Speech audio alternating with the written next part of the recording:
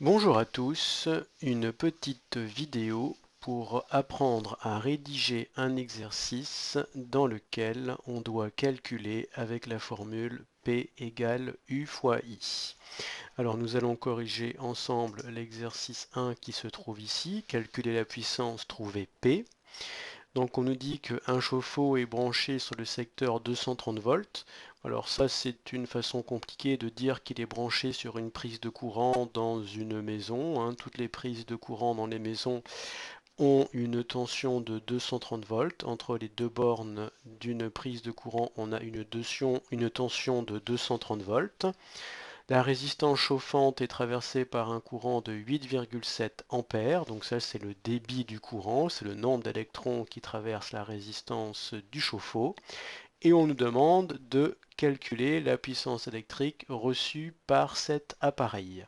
On nous demande de calculer P quand on connaît U et I. Alors, vous savez très bien que lorsque l'on doit faire un exercice dans lequel on nous demande de calculer, je souhaite que vous utilisiez toujours la même démarche. Donc, on commence par écrire en rouge on sait que, on cherche, d'après la formule, on calcule et enfin conclusion. On sait que, alors ça, ce sont les données de l'énoncé. Que me donne l'énoncé? Eh bien, l'énoncé me dit que l'intensité qui passe dans la résistance est de 8,7 ampères et que la tension qui alimente le chauffe-eau est de 230 volts. Donc je connais U, on sait que U, la tension est de 230 volts et on sait que I, l'intensité est de 8,7 ampères. Voilà, je connais ça. Alors, qu'est-ce que je cherche? Eh bien, je cherche P, la puissance. Alors, comment je vais calculer P en connaissant U et I? Eh bien, j'applique tout simplement la formule P égale U fois I. U, c'est la tension, bien sûr, et I, c'est l'intensité, voilà.